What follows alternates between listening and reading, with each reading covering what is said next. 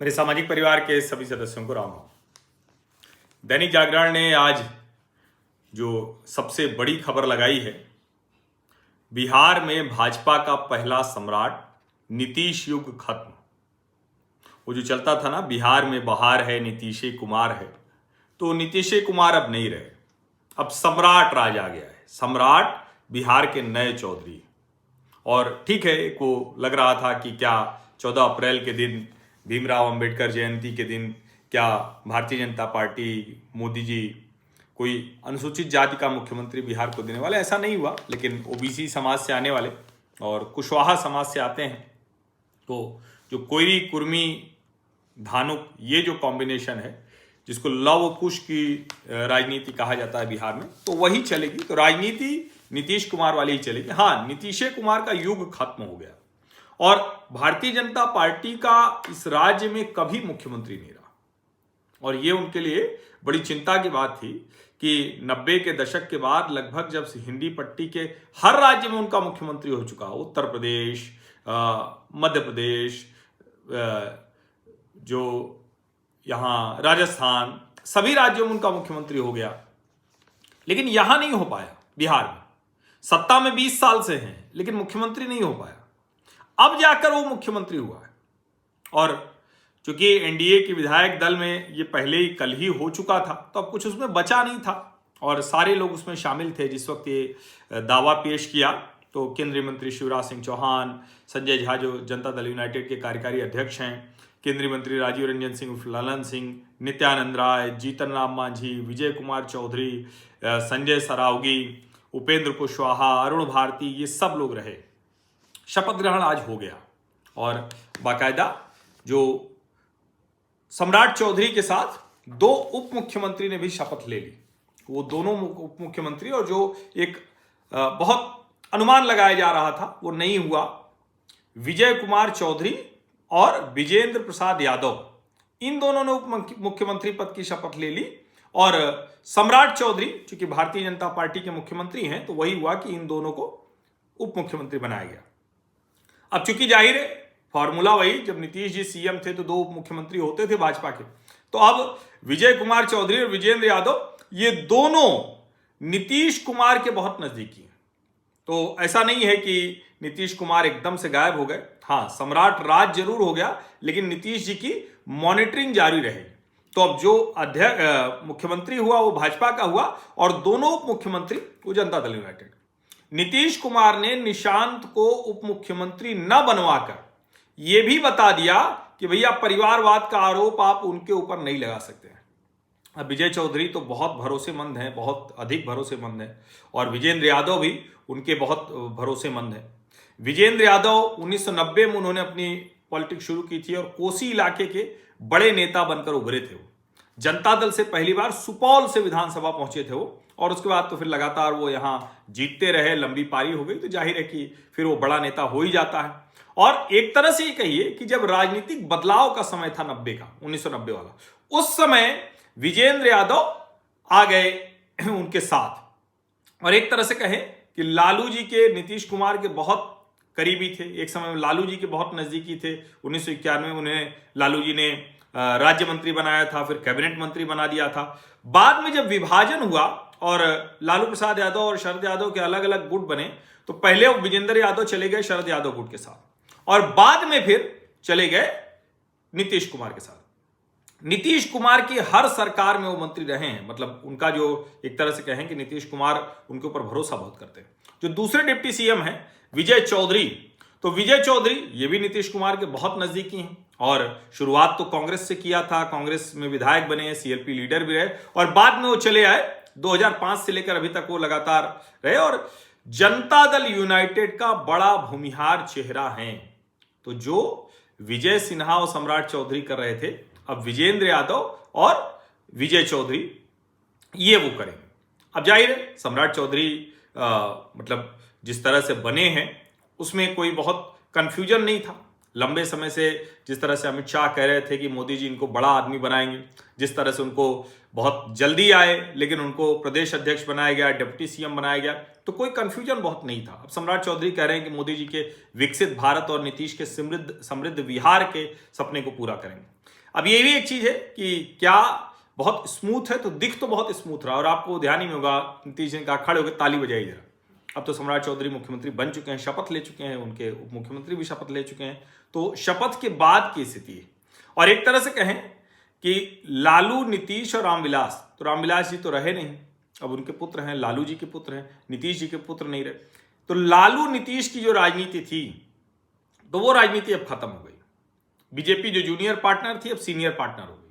मैंने बताया ना कि और सब जगह आ गए थे मुख्यमंत्री, यहां मुख्यमंत्री नहीं बने थे, अब ये मुख्यमंत्री बन गए। और चूंकि अब आरिफ मोहम्मद खान की जगह वहां लोक भवन में सैयद अता हसनैन है, तो उन्हीं को दावा पेश किया था, उसके बाद आज वो शपथ ग्रहण हो गया। अब सवाल क्या है? सवाल ये है कि क्या जो ये बाहर से आए हुए बिना संघ के बैकग्राउंड के शकुनी चौधरी के बेटे हैं और राष्ट्रीय जनता दल और उस तरह की राजनीति से आए हैं, शकुनी चौधरी आरजेडी और नीतीश दोनों के साथ रहे हैं, यानी लालू जी और नीतीश दोनों के साथ रहे हैं, कुशवाहा समाज के बहुत बड़े नेता थे, और देखिए कुशवाहा समाज के बड़े नेता थे तो उसका लाभ उनको मिला, अब उनके बेटे को भी उसका लाभ मिलता जा रहा है।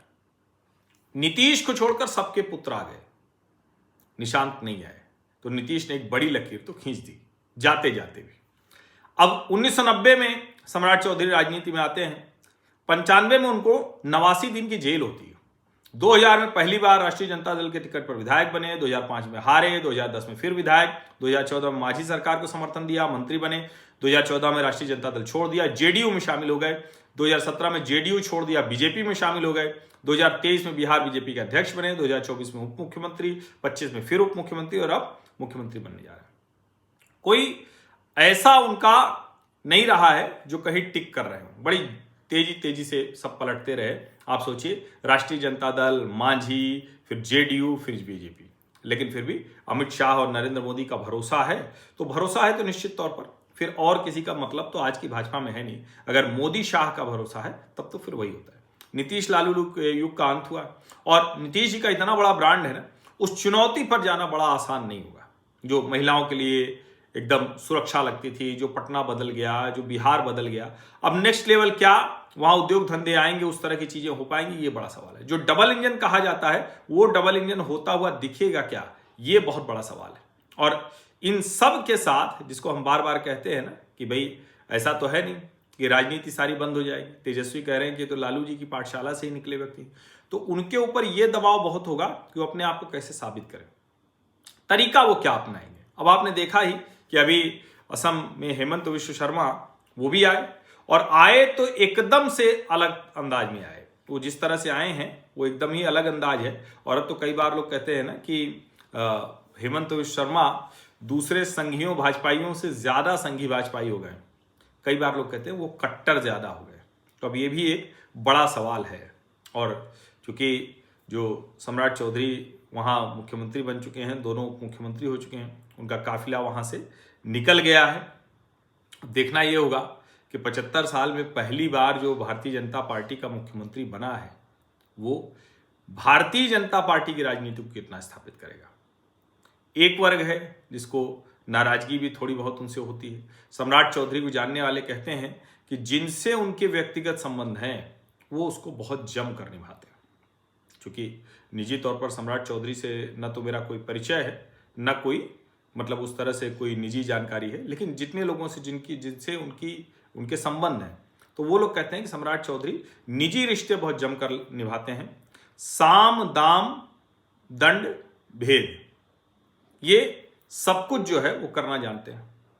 पढ़ाई लिखाई बहुत नहीं रही है उनकी, इसलिए अक्सर डिबेट में लोग कह देते हैं और बड़ा विचित्र होता है। कल तो एक चर्चा में टीवी डिबेट में कंचना यादव जो राष्ट्रीय जनता दल की प्रवक्ता हैं, उन्होंने कह दिया कि जो है लालू जी की पाठशाला से निकले व्यक्ति हैं और 7वीं पास हैं, या पता नहीं वो भी पास हैं कि नहीं। तो अब ये बड़ा विचित्र है कि चूंकि 9वीं फेल कहा जाता था ना उनको, तेजस्वी को, तो अब वो 7वीं फेल हो गए।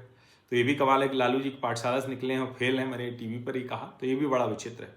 दूसरा, जो मूल कार्यकर्ता है उसकी बेचैनी क्या सम्राट चौधरी समझ पाएंगे, क्योंकि साफ साफ दबाव है, शीर्ष नेतृत्व उनको नेता मान चुका है, तो क्या भाजपा का मूल कार्यकर्ता उनके साथ आएगा। और जो सबसे बड़ी बात है कि कानून व्यवस्था का मसला, बिहार को जो गरीब, पिछड़ा, एकदम दबा कुचला सा राज्य है उससे बाहर लाना, उद्योग धंधों को लाना, ये बहुत बड़ी चुनौती होगी। क्योंकि नीतीश कुमार तो जहां से लेकर आए थे इसलिए उनका काम चल गया बिना उद्योग धंधा उतना लगाए, क्योंकि वो कहते हैं ना भाई हमने सड़क बना दी, कानून व्यवस्था ठीक कर दी, लड़कियां सुरक्षित घूम रही, तो यही एक हो गया। लेकिन इनके लिए तो उससे आगे ले जाने की बात है। पूरा इंफ्रास्ट्रक्चर तैयार है, पटना का नया एयरपोर्ट बन चुका है और भी एयरपोर्ट सब तैयार है, तो उससे आगे सम्राट चौधरी कैसे ले जाएंगे और मंत्रिमंडल उनका किस तरह से काम करेगा, ये सब इसको कहेंगे जिस पर निगाह होगी। बिहारी पूरा देश बनाता है, क्या सम्राट चौधरी के राज्य में बिहारी बिहार बना पाएगा? और देखिए एक बात समझिए, किसी के पास बड़ा अवसर होता है, अगर सम्राट चौधरी ने अच्छे से कर दिया तो बड़ा इतिहास रचेंगे वो। कुशवाहा समाज से आते हैं और हालांकि अब ये भी एक बड़ा सवाल लोग कर रहे हैं कि भाई केशव प्रसाद मौर्य उत्तर प्रदेश में अब उनके मुख्यमंत्री बनने की गुंजाइश वो लगभग शून्य हो गई। पहले भी योगी आदित्यनाथ बहुत मजबूत, बहुत ताकतवर व्यक्ति हैं, तो अब तो एक तरह से केशव वो दावेदारी भी करते हुए नहीं दिखते हैं क्योंकि वो स्थिति रही नहीं। और अब लगता है कि जब बिहार में भी आपने एक कुशवाहा मौर्य समाज से बना दिया तो फिर उत्तर प्रदेश में भी बनाया जाए, ये संभव नहीं है किसी भी कीमत पर। तो सम्राट चौधरी के बिहार में मुख्यमंत्री बनने से उत्तर प्रदेश में केशव प्रसाद मौर्य के मुख्यमंत्री बनने की जो गुंजाइश थी खत्म। वैसे तो योगी आदित्यनाथ अभी पूरी तरह से मजबूती से टिके हुए हैं, बहुत बड़ा चेहरा है, उनके सामने दूर दूर तक कोई नहीं है। नरेंद्र मोदी के बाद वो सबसे बड़े नेता हैं। एक अपील के तौर पर, मास लीडर के तौर पर आपने देखा ही होगा बंगाल में कैसे शुभेंदु अधिकारी आए, चप्पल उतारी, साष्टांग दंडवत कर गए। खैर वो भगवा होने के नाते, मठाधीश होने के नाते, लेकिन ये प्रभाव है।